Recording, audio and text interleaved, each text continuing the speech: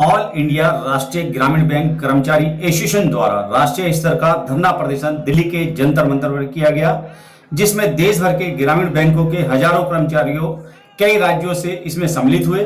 भारत सरकार द्वारा ग्रामीण बैंकों को आईपीओ लाकर इनका निजीकरण करना चाहती है। निजीकरण के विरोध में अपनी 11 सूत्री मांगों को लेकर ग्रामीण बैंकों के संयुक्त संगठनों के द्वारा एरिबा के नेतृत्व में विशाल धरना प्रदर्शन किया गया, जहां ऑल इंडिया राष्ट्रीय ग्रामीण बैंक के कर्मचारी एसोसिएशन के पदाधिकारियों द्वारा भारत के कोने कोने से आए बैंक कर्मचारियों को मंच के माध्यम से संबोधित किया।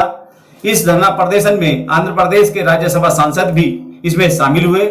साथ ही अपनी प्रमुख मांगों का एक मांग पत्र राष्ट्रपति व प्रधानमंत्री के नाम भी प्रेषित किया।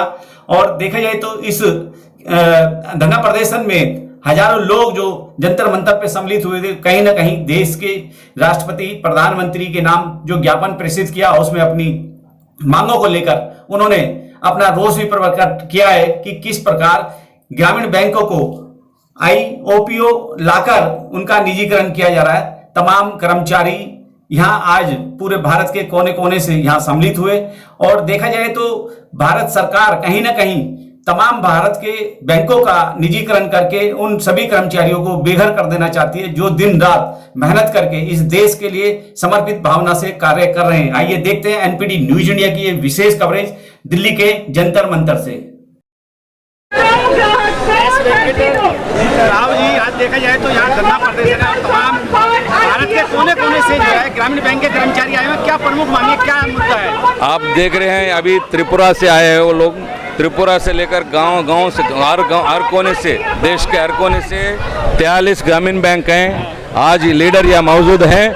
उनका मेन डिमांड है ग्रामीण बैंक को ये निजीकरण नहीं करना चाहिए। जो आईपीओ इनिशियल पब्लिक ऑफर के नाम पर प्राइवेटाइजेशन का मुद्दा लेके जा रहे हैं गवर्नमेंट ने, उसका विरोध, सख्त विरोध कर रहे हैं हम।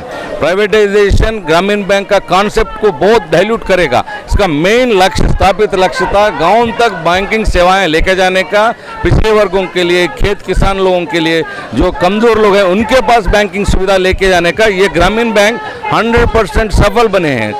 सफल बनाकर आज के दिन 42 करोड़ कस्टमर गांव में 22,000 शाखाएं द्वारा ये काम कर रहे हैं।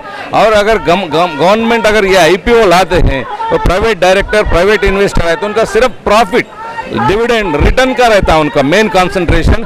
कई गांव के शाखाएं नुकसान के नाम पर बंद हो जाएंगे, स्टाफ में कटौती होगा और गांव में जो सुविधा मिल रहा है उनका दाम बढ़ जाएगा, महंगा हो जाएगा और दूर हो जाएगा। और मेन जो एक्ट का, आरआरबी एक्ट का मेन लक्ष्य पूरा वो भूस्थापित हो जाएगा। इसीलिए वो प्राइवेटाइजेशन जहां भी हो हम विरोध कर रहे हैं, मगर ग्रामीण बैंक में किसी हाल नहीं होना चाहिए। ये मेन ग्रामीण बैंक का लक्ष्य, मेन लक्ष्य को विरोध है। इसलिए हम नेशनल रूरल बैंक, सारे ग्रामीण बैंक को मिलाकर राष्ट्रीय ग्रामीण बैंक बनाने का मुद्दा लेकर जा रहे हैं। वो parliamentary committees, standing committee on finance, standing consultative committee on, वो भी सिफारिश की है। गवर्नमेंट वो अमल नहीं कर रहे हैं, मगर ये दूसरा तरफ आईपीओ का प्रपोजल आ रहे हैं। हम पिछले 5 साल से इसको विरोध कर रहे हैं, आगे भी करेंगे। ये ग्रामीण बैंक को रक्षा कर लेंगे ये सरकारी क्षेत्र में ही। और इसके साथ ही इसमें शाखाओं में बहुत ये स्टाफ का बहुत शॉर्टेज है, स्टाफ का रिक्रूटमेंट नहीं हो रहा है, प्रमोशन नहीं हो रहा है। इसका डिमोटिवेट करने का लाइन में लेके जा रहे हैं हम। जो भी स्पॉन्सर बैंक है, 12 स्पॉन्सर बैंक इसके ऊपर अपना डिक्टेटरशिप, तानाशाही चला रहे हैं, उसका विमुक्त होना चाहिए। स्पॉन्सर बैंक से विमुक्त करके नेशनल रूरल बैंक बनाना, इसमें जो गवर्नमेंट का मित्रा कमेटी का गवर्नमेंट एक्सेप्टेड नाम से उसके हिसाब से रिक्रूटमेंट होना, प्रमोशन होना और हर सुविधा कमर्शियल बैंक से बराबर जो सुप्रीम कोर्ट डायरेक्शंस है वो इम्प्लीमेंट करना है। यहाँ जो टेम्पररी डेली वेज के नाम पर 15-20 साल से काम कर रहे हैं, लगभग 15-20 हज़ार लोग, उनको रेगुलराइज करना, ग्रामीण बैंक को और सशक्त बनाकर और ये ज़्यादा बढ़ाना चाहिए उसके सेवाएं। इस सिलसिले में प्राइवेटाइजेशन किसी हाल न होना देना चाहिए। देखा जाए तो सरकार जो है पहले ही काफी सारे बैंकों को मर्ज करके खत्म कर चुके हैं, तो आप कैसे बच पाएंगे? हम इसीलिए हमारा पीछे जो कस्टमर है 42 करोड़ का कस्टमर है, वो हमारा सही शक्ति है, वो उनको साथ में लेके जाएंगे। हम यहाँ से लेकर हम ऑलरेडी हम सारे एमपी से सारे पॉलिटिकल जो भी पॉलिटिकल पार्टी हो, ग्रामीण बैंक का हम उनको भलाई बता रहे हैं, उनका आज के सिलसिले में इसका अवसर बता रहे, और वो बताते हुए आगे 45 डेज तक 23 सितंबर ऑल ओवर इंडिया का भी स्ट्राइक हड़ताल करने जा रहे हैं और बढ़ाएंगे। अगला विंटर सेशन में भी धरना करेंगे। अब आरआरबी को बचाने के लिए, ये सरकारी क्षेत्र में ये कंटिन्यू रखने के लिए हम जोरदार हमारा जितना हो सकता उतना शक्ति से लड़ाई करेंगे। पिछली बार भी जबरदस्त धरना किया था, आज जो है तमाम देशों से लोग सम्मिलित हुए। क्या लगता है सरकार तक आपकी बात? सरकार पिछले साल हम जो किए, हड़ताल किए, धरना किए, लगातार 2-3 महीने का प्रोग्राम किए, जरूर उसके वजह से रोका है, अभी भी रोकेंगे, अगला इलेक्शन तक रोकेंगे हम। उसके बाद में भी हम लड़ाई करते हुए जितना हो सकता उतना कोशिश करके आरआरबी में बचाने के लिए हम कोशिश कर रहे हैं, इसको सशक्त करने के लिए कोशिश कर रहे हैं। हमारा शक्ति यही है, हमारा पीछे जो 42 करोड़ का कस्टमर है उनको भी जागरूक करेंगे हम। लेकिन देखा जाए तो सरकार कहीं ना कहीं जो है पूंजीपतियों के हाथ जो है सारे बैंकों को प्राइवेटाइजेशन में ले जा रही है। क्या आपको नहीं लगता कि आप इस प्राइवेटाइजेशन से बच पाएंगे?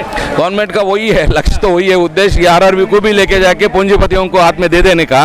और हम दूसरे क्षेत्र अलग है, इधर गाँव का क्षेत्र है, वो लोग वोट बैंक है ना, वहाँ से हम गवर्नमेंट को बताएंगे ये आरआरबी को अगर चाहिए तो उनका ये पावर का भी नुकसान होगा, उसको भी खतरा होगा। हम बताएंगे, हम उनको आगे और बढ़ाएंगे एजुकेशन हमारा स्ट्रगल को। देखा जाए आज़ादी का अमृत महोत्सव मनाने में सरकार भी है, लेकिन इस देश में भुखमरी, बेरोजगारी और जो युवा है उनको रोजगार नहीं मिल रहा है। क्या सरकार कहीं ना कहीं मूर्ख दर्शक बन के बैठी हुई है इस मामले में? मूर्ख दर्शक एक अंधा पॉलिसी कानून लेकर सारे क्षेत्र को निजीकरण करने का रास्ते में एक तरफ जा रहे हैं। वो छुपाकर ऊपर झंडे का, हर घर के झंडा और अमृत उत्सव ये सब बताते हुए लोगों को डाइवर्ट करने का कोशिश कर। हम भी सारे देश का हित में ही काम कर रहे हैं, ये कॉन्स्टिट्यूशन का हित में ही काम कर रहे हैं, आम जनता के हित में ही काम कर रहे हैं। यही है असली उत्सव, अमृत उत्सव यही है, लोगों को सेवा करना और नए बैंकों को सरकारी क्षेत्र में खोलना, उसका मजबूत बनाना, ये असली उत्सव मनाने का सिस्टम है। मगर एक तरफ पूरा बैंकों को बेचने का, प्राइवेटाइज करने का, दूसरी तरफ उत्सव करने का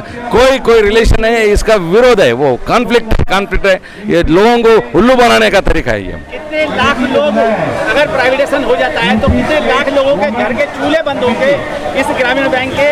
इतने और बता दीजिए। सिर्फ एम्प्लॉय का बात नहीं, 1 लाख तो एम्प्लॉय लोग हैं इधर, 1 लाख लोगों का बात ही नहीं है। इसके आगे, इसके ऊपर 42 करोड़ कस्टमर को सुविधा नहीं मिलेगा, ब्रांच शाखाएं बंद हो जाएगा और इंटरेस्ट बढ़ाएगा और महंगा हो जाएगा। और इसका कटौती का कारण से सारे जो 50 साल पहले थे गांव क्षेत्र गरीब लोग पूरे फिर वो अपने साहूकार के पास, प्राइवेट मनी लेंडर के पास जाना पड़ेगा। ये नहीं है ना इंडिपेंडेंस, अपना आजादी अमृत उत्सव का लक्ष्य ये नहीं था, फिर उल्टा 50 साल पहले को लेके जाने का। इसलिए ये बंद करना चाहिए, रोकना चाहिए पूंजीपतियों को हवाला करने का बात। क्या आपको नहीं लगता जिस तरीके से सरकार ने 11 लाख करोड़ जो है कर्जा माफ किया है पूंजीपतियों का, इस वजह से बैंक डूब रहे हैं, कहीं वो उसकी गाज आपके ऊपर भी तो नहीं गिर रही है? नहीं, वो देखिए, आप वो पार्लियामेंट में बता चुका है officially, 12 lakh crore corporate loans right of किए हैं, 12 लाख करोड़, और उसके ऊपर इंटरेस्ट ब्याज सब मिला है तो वो 20 लाख करोड़ भी होता है। वो नहीं बता रहे, असली जो मेन कैपिटल है वो बता रहे। वो दूसरे तरफ अब पार्लियामेंट में, सुप्रीम कोर्ट में चर्चा हो रहा है, फ्री माफी ये बंद करना चाहिए, फ्री बीस बंद करना चाहिए। फ्री बीस जो लोगों को फ्री एजुकेशन, हेल्थ मिलता है, जो पेंशन मिलता है, ये इसको बताकर लोगों को ये जुल्म ये कर रहे हैं, कंफ्यूज कर रहे हैं। मगर वो तरफ देखिए, 12 लाख करोड़ सिर्फ लोन माफी, इसके अलावा टैक्सेस में कंसेशन दे रहे, इंसेंटिव्स में दे रहे, प्रमोशन, लाखों रुपया हर बजट में कोई बिना कोई बताते हुए वो सब अंदर से हेल्प सपोर्ट कर रहे हैं। वो बंद करो, ये बंद करने का नहीं। आज आज़ादी का मेन पर्पस, मेन मकसद ये सक्सेस होना चाहिए। सब आम जनता को एजुकेशन मिलना चाहिए, विद्या मिलना चाहिए, आम हेल्थ तो मिलना चाहिए। अब सभी लोगों का ज़्यादा से ज़्यादा असर फैमिलीज के ऊपर पड़ रहा है, ये दोनों की वजह से, हेल्थ एंड एजुकेशन। और बुढ़े लोगों को पेंशन का मिनिमम गारंटी नहीं रही तो क्या फायदा है आज़ादी का क्या मकसद है? ब्रिटिश जमाने में तो पेंशन भी था, आज अपना 75 ईयर्स इंडिपेंडेंस आने का आप पूरा पेंशन निकाल दे रहे हर सेक्टर में से।